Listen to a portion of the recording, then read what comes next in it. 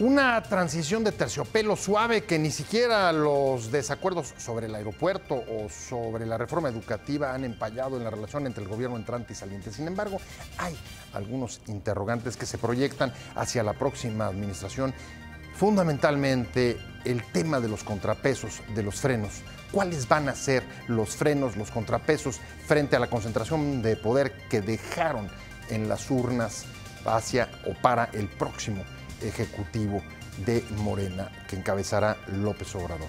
De esto vamos a hablar hoy en Opiniones Encontradas. Muchas gracias por estar con nosotros en este programa en el que todas las ideas se pueden cuestionar siempre que se debatan. Soy José Buendía y le dejo mi Twitter, José Buendía MX. Ahí me puede mandar sus puntos de vista, sus críticas, sus comentarios. Y si me acompaña rápidamente, vamos a ver un reportaje de contexto para abrir directamente aquí nuestra discusión de hoy. La amplitud del triunfo sorprendió hasta los estrategas de Morena, cuya meta eran 25 millones de votos, y López Obrador recibió más de 30 millones en la elección presidencial, una concentración de 53% del total de los sufragios emitidos el 1 de julio. El llamado de las urnas se alzó como enorme expectativa de cambio en un país desencantado con la forma de gobernar y los resultados de la clase política en el poder durante los últimos 18 años.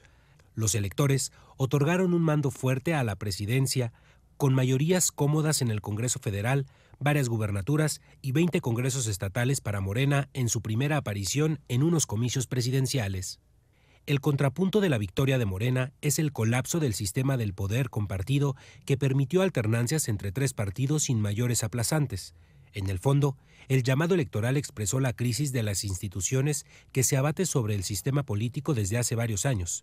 El fortalecimiento del mando presidencial en las urnas es inversamente proporcional a la reprobación de casi todos los poderes representativos en la última década, comenzando con el Ejecutivo, que con Peña Nieto alcanzó la calificación más baja de la historia moderna.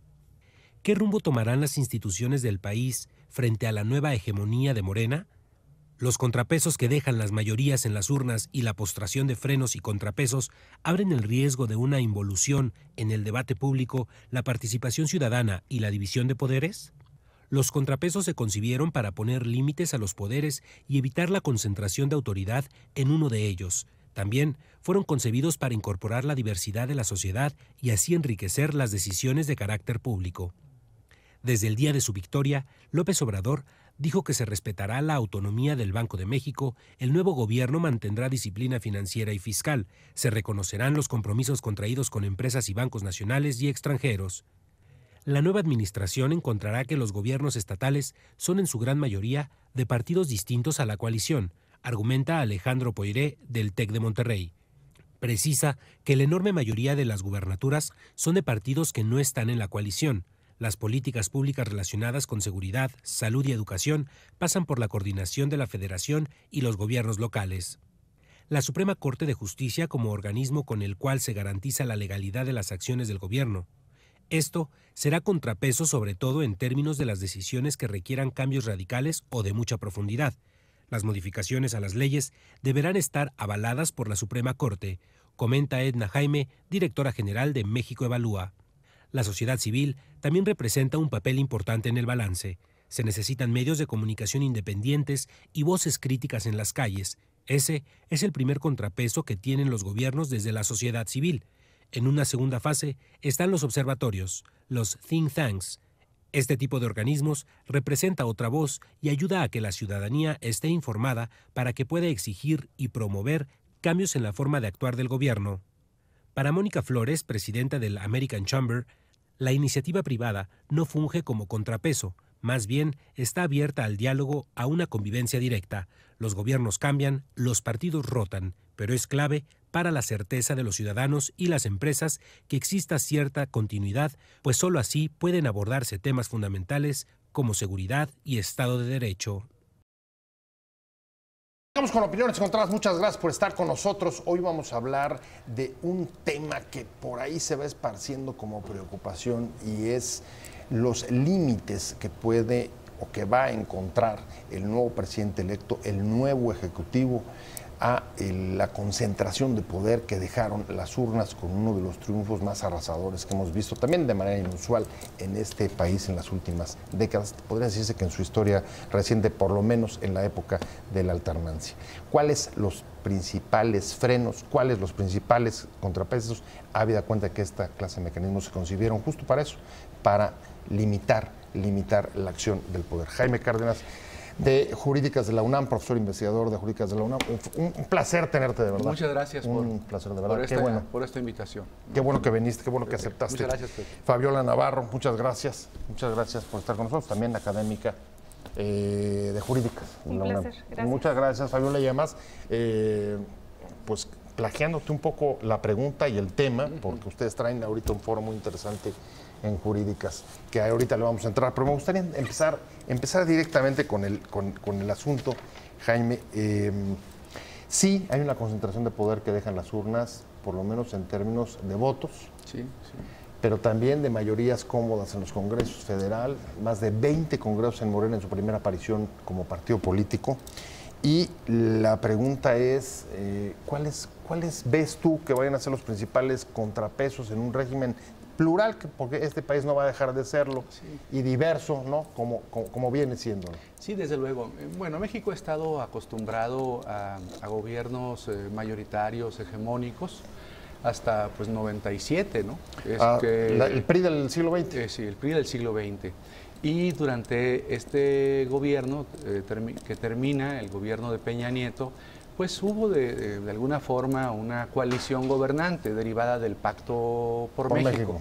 Claro, este gobierno que va a entrar, encabezado por López Obrador, pues se trata también de un gobierno, como dices tú, con una gran fuerza electoral, con predominio en las cámaras, con predominio en 20 congresos locales.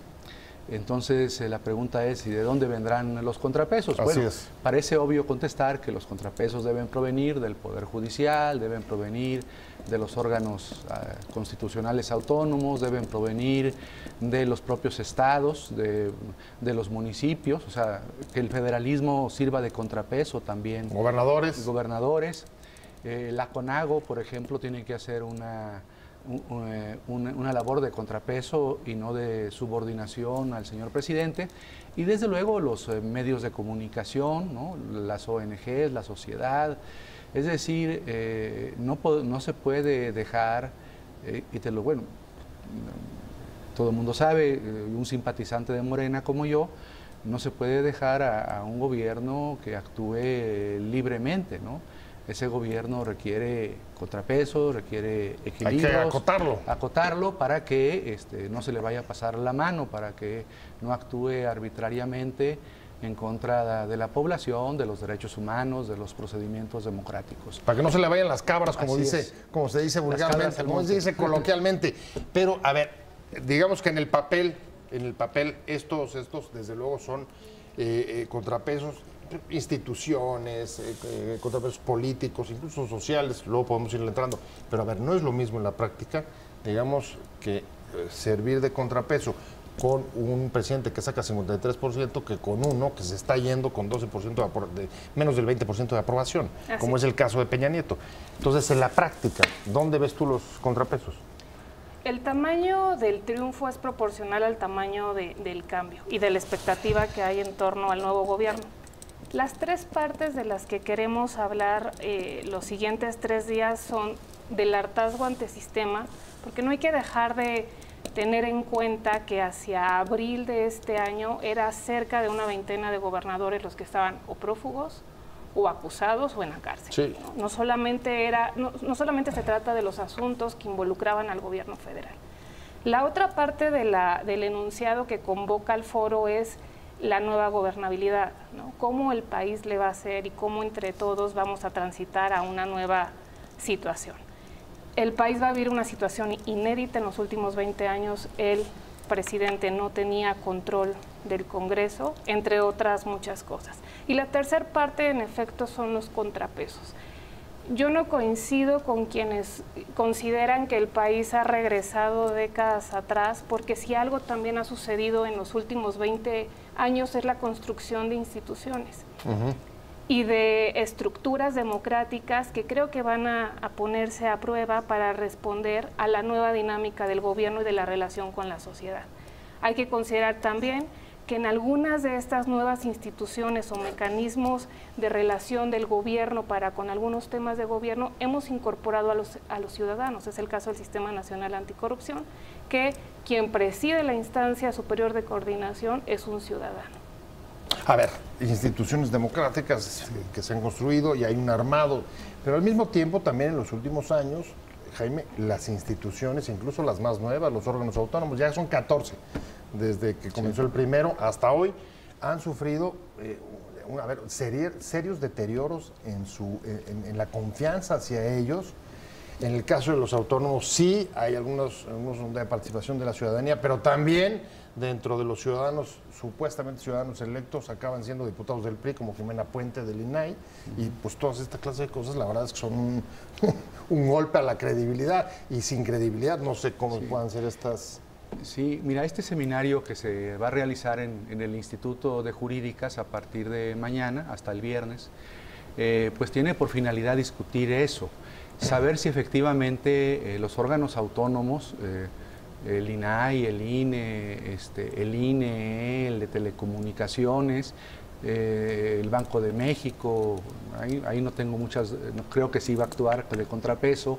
Es de los que ha dicho con toda puntualidad el presidente electo, no lo va a tocar. No lo va a tocar. La Comisión Nacional de Derechos Humanos, veremos, ¿no? Veremos cómo actúan. Mira, hay dos, bueno, es evidente, tú tienes formación, tenemos los tres, formación de ciencia política, y sabemos que no solamente basta el diseño institucional, que no basta decir, es autónomo, o es el Poder Judicial, es la Suprema Corte y es independiente, sino también la cultura, las prácticas políticas, ¿no? En México, la pérdida de credibilidad de muchos órganos autónomos pues está en relación, en proporción a su subordinación al poder o a la fuerza de los partidos mayoritarios. Bueno, las designaciones. Sí, principalmente por el método de designaciones, de consejeros, de magistrados, de comisionados, ¿no? Entonces, aunque se diga que los consejeros, los comisionados, los magistrados, los ministros no son correas de transmisión del poder, pues muchas veces sí lo son o representan ese modelo ideológico del que está en el poder. No es que les llamen todos los días a decirles cómo van a votar, y se entiende cómo van a votar, ya se sabe cómo van a votar. Bueno, es que a ver, por eso los escogieron. Granados Chava hablaba de censura ambiental sí. En aquella época de la prensa oficialista. Sí. A veces uno pensaría si no sucede lo mismo con algunas representantes de instituciones que pareciera estar sujetos justo a esa ¿cómo le puede decir? Autosubordinación, autocensura, autocontrol. Autorrestricción, ¿no? Sí, eso ocurre en los órganos autónomos, lo hemos vivido, en la Suprema Corte, ¿no? Entonces, sí se requiere un cambio de actitudes en los titulares del Poder Judicial y de los órganos autónomos que sí defiendan su espacio de autonomía, su ámbito de autonomía, sus atribuciones, y que no se dejen pues manipular, convencer, cooptar por el poder en turno. O sea, ellos tienen cuáles y quiénes van a poner límites a el próximo gobierno dentro del sano ejercicio del balance de poder, de los pesos y contrapesos. Estamos hablando con Jaime Cárdenas, profesor investigador de Jurídicas de la UNAM. Fabiola Navarro, me quedé contigo. Hay otra área, digamos, de limitantes, de frenos del poder, que es, por supuesto, la clásica, la oposición política. Pero la oposición política, por un lado, no tiene mayoría en el Congreso, por primera vez desde el 97, y además, como estamos viendo algunas imágenes de la Asamblea del PRI, y ya lo hemos venido viendo también en el caso del PAN, están divididos y bastante confrontados, apenas tratando de salir y elegir a sus sucesores. ¿Va a ser una oposición? ¿Va a ser la oposición política va a ser un freno? Por eso la pregunta de dónde van a surgir los contrapesos, ¿no? Por eso porque no se ven.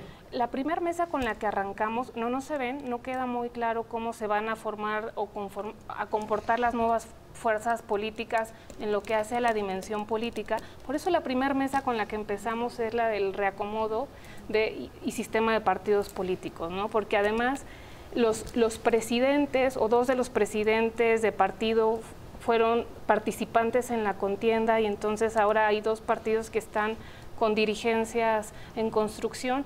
Y uno no era dirigente, y tampoco era un militante, pero fuera él de la contienda tampoco queda muy bien, o no queda claro cuál va a ser el papel o el liderazgo del PRI.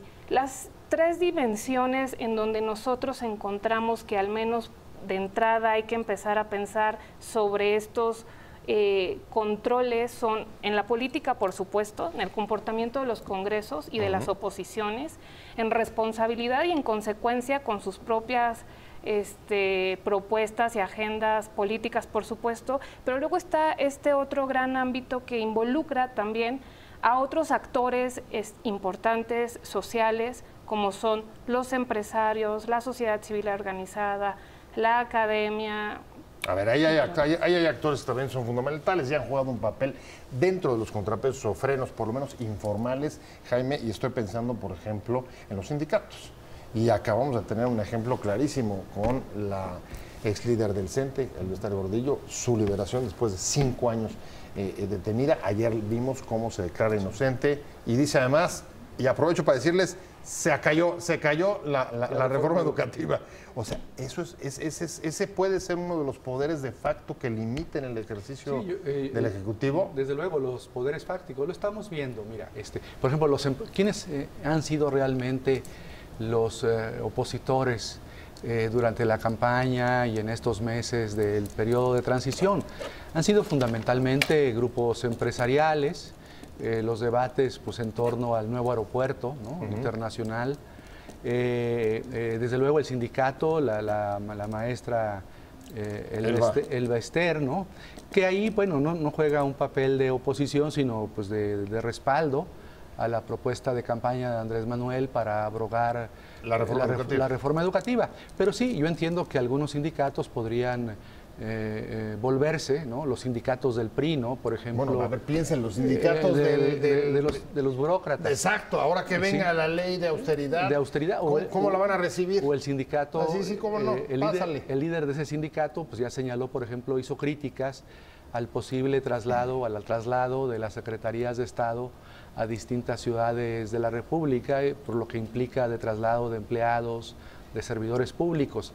Entonces sí, yo creo que va a haber resistencias de ese tipo, resistencias del sector empresarial, resistencias del sector sindical, de las iglesias, pues no sé hasta dónde, tal vez si la agenda, por ejemplo, de la exministra Olga Sánchez Cordero se lleva adelante, es decir, la agenda a favor de la despenalización del aborto, a favor de los matrimonios de personas del mismo sexo, pero fíjate qué interesante, legalización de las drogas. Fíjate qué interesante, acabo de decir la agenda de la ministra Sánchez Cordero. Significa, no es la agenda de todo el equipo de transición. No, porque en la izquierda, bueno, en ese grupo de Morena, bueno, primero el gobierno de transición es muy complejo, porque ahí cabe pensamiento de derecha, de izquierda, de centro.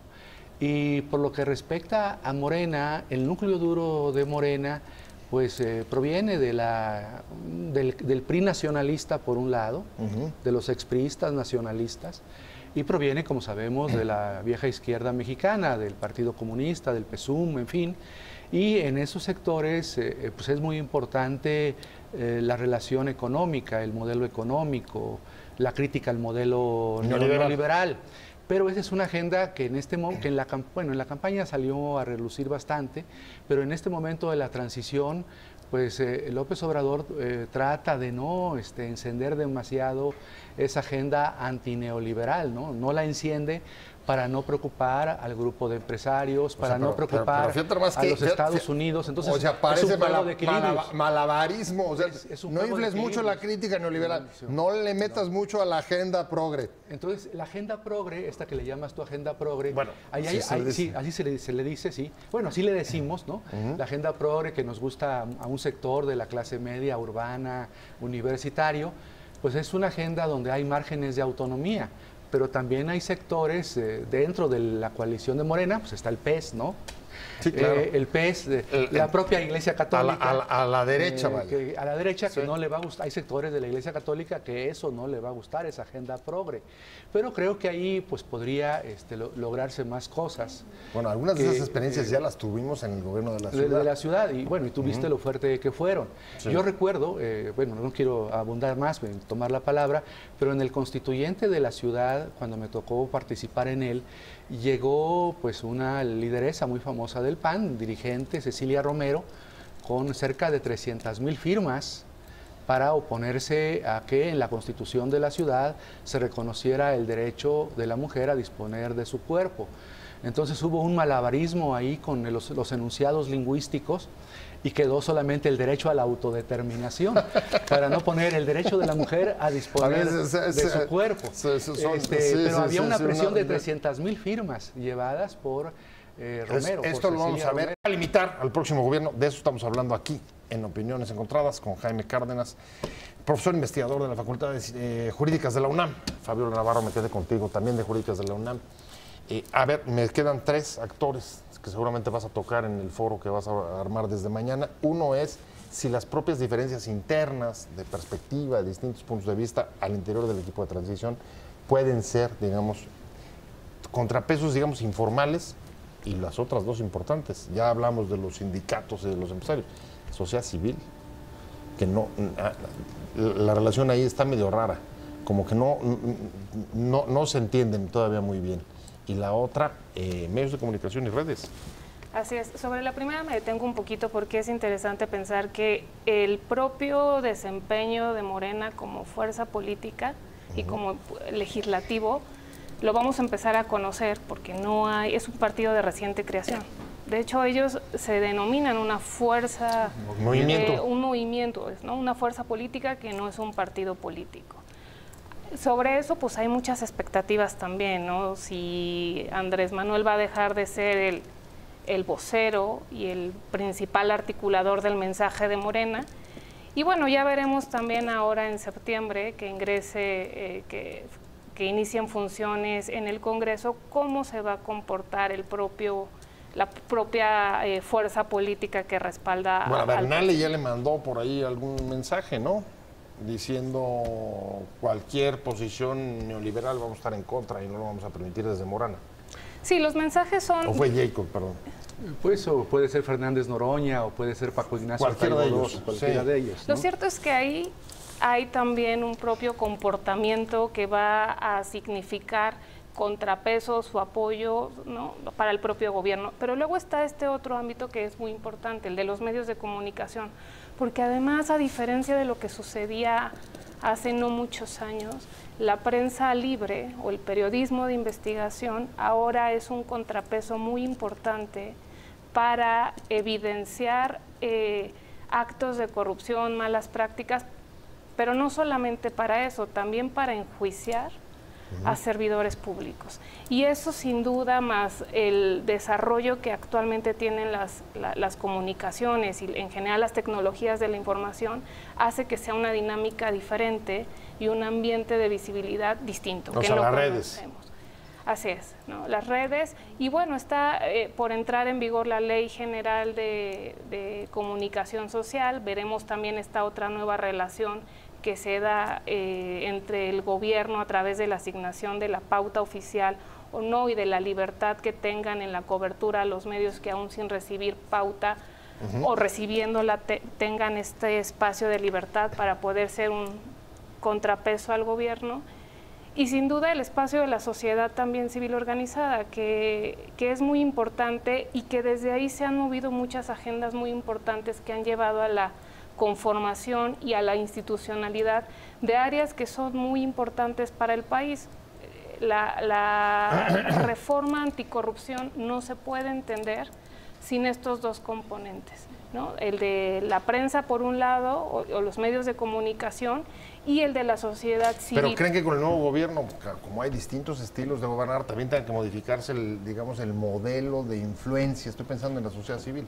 Es el modelo, digamos, de presionar a los funcionarios o a los legisladores en plan más cupular en vez de impulsar causas en la calle, que puede ser otro modelo, no sé, cualquiera. Sí, yo creo que sí se trata, además de ser un nuevo gobierno con una nueva orientación política, ideológica, económica, se trata también de algo que pues poco se dice y que lo comentábamos antes del programa, lo comentábamos los tres antes del programa.